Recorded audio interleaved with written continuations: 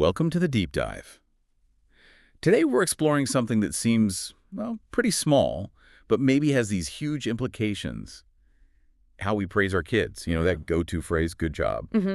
Just feels natural, right? It does. But our sources today are kind of sparking a conversation about whether it's really, doing what we think it is. That's exactly right. Our main source for this deep dive, these excerpts from The Art of Labeled Praise for Children, they really zero in on this. Okay. The central question isn't just like changing one phrase. It's more fundamental. It's about reshaping how a child sees their own efforts, their character, even their place in the world. Wow. So our mission today really is to pull out the most important nuggets for you to help you grasp the sheer power of being precise in how we communicate, especially when it comes to nurturing real confidence and, importantly, specific behaviors we want to see more of. Okay, let's unpack this. So we're going to dive into the surprising limits of that everyday good job. Then we'll define this more powerful alternative called labeled praise.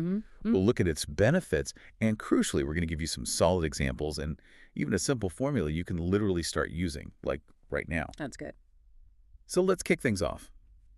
Why isn't good job maybe the gold standard, we thought? The challenge with it, and this deep dive really shows this, is that while it's quick, easy to say, Sure is. it often just doesn't tell our kids what they actually did well. Exactly. Or why it mattered. Right. Or, crucially, how to do it again. It's kind of like telling a chef, great meal, 5 stars.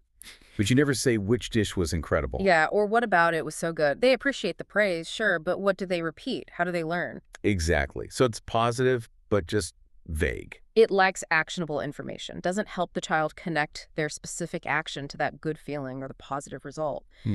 And what's really interesting is that labeled praise, well, it's specifically designed to bridge that exact gap. It's when you tell your child exactly what they did that you liked, what you want to see more of, and you pair that action with a positive quality or, a consequence.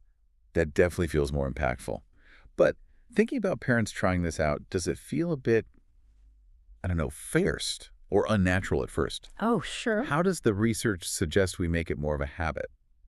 That's a really good question. Shifting habits, especially ingrained ones like how we talk, always takes a bit of conscious effort, right? Yeah. The insights from The Art of Labeled Praise really emphasize that, yeah, it might feel a little clunky initially, but the positive feedback you get back from your child, their response, that quickly makes it feel more intuitive. Oh, okay. It's really about being mindful, maybe starting small, and the impact, the profound impact of labeled praise, it isn't just about reinforcing one behavior. It does way more. Like what? Well, if we connect this to the bigger picture, labeled praise also builds genuine self-esteem because the kids understand why they're being praised, not just that they are. That makes sense. It teaches essential emotional language, too. Think about words like perseverance, courage, generous, respectful, kind, brave, honest. You're giving them those words, and maybe most importantly, it strengthens your connection. You're showing them you truly see them, you value their specific actions and efforts, you're paying attention. You mentioned teaching emotional language. How does a child really internalize these big abstract ideas like perseverance or generosity just by hearing them? What's the sort of developmental magic happening there? That's where the specificity is key. It's the magic, right? When you say, wow, you kept trying even when that puzzle was hard, that's called perseverance. Yeah, got it. You're not just giving a compliment. You're literally handing them the vocabulary to describe their own feeling, their own internal experience, their effort. So over time, hearing these words tied directly to their concrete actions, that helps them build a really solid self-concept. They start to internalize, okay, I am a persistent person because they have actual proof and the word for it, not just some fuzzy feeling of doing something good. That is so powerful. I mean, I think back to my own childhood. I don't think anyone ever said perseverance about my messy drawings. Right.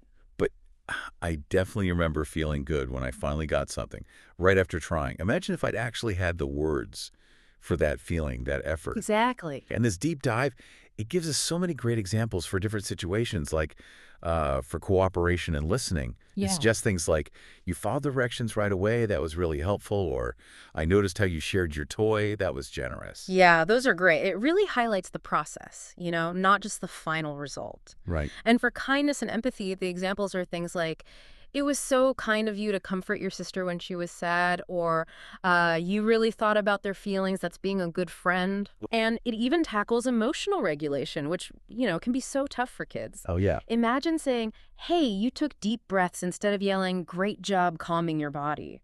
Or, you told me how you felt instead of hitting. That was brave and honest. You're teaching actual strategies and giving them the language. Those are incredibly useful. It's like you're handing the child the instruction manual for their own actions and feelings, but in a positive way. Precisely. And what about independence and problem solving? Things we all want our kids to develop. The source offers things like, wow, you figured that puzzle out all by yourself. Or maybe you came up with a great solution that's smart thinking. Yes. Those phrases really empower them, don't they? They encourage kids to take on challenges and see themselves as capable. Totally. And, to make it even simpler for parents listening, this deep dive offers a fantastic pro tip. It's basically a simple 3-part formula. Ooh, okay. Formula, I like that. Yeah. First, you spot the behavior. Just notice it. Second, you label it specifically. And third, you connect it to a value or maybe a positive feeling. Solidly connect. Exactly. A perfect example they give is, you were patient while your brother talked, spotting labeling that shows kindness and self-control connecting to value. Okay, I see. Spot.waiting patiently. Label.patient connect. Dot shows kindness, self-control. You got it. That formula just breaks it down into really actionable steps you can pretty much use in any situation. That formula is incredibly helpful. It really takes the guesswork out, doesn't it? Yeah. I can almost picture myself, in a busy moment trying to quickly remember spot, label, connect. And when should you use this? Is it just for big moments? No, not at all. The source says anytime, really. During playtime, after transitions, which can be tricky when your child tries something new, even after apologies or, when they fix a mistake. Yeah. Truly, anytime they do something you want to encourage, something you want more of. It's not about waiting for perfect moments. It's about consistent, specific recognition. Right. Consistency over perfection. Okay, so let's quickly recap the core idea here. We're suggesting moving beyond that kind of generic good job Right. towards specific, impactful feedback. Stuff that tells a child exactly what they did well, why it mattered, and crucially, how they can do it again. Perfect summary. And that simple 3-part formula. 1, spot the behavior. 2, label it. And 3, connect it to a value or a feeling. Exactly. And, our source leaves us with a really reassuring final thought here. It says, you don't need to be perfect, which is nice to hear, right? Thank goodness. Yeah. Even sprinkling in 1 or 2 labeled praises a day can make a big impact. So the key is just starting small, noticing what feels natural for you. Okay. And if we connect this back to the bigger picture one last time, this whole approach, it doesn't just reinforce one single action. It profoundly builds self-esteem. It teaches that vital emotional language we talked about, and it really deepens your connection with your child. You get to, as the source says, watch your child light up when they feel truly seen and appreciated. That idea, feeling truly seen and appreciated, not just generally, but for the specifics, for the nuances of their effort, maybe their persistence, their kindness, or even their emotional strength. That feels huge. It is.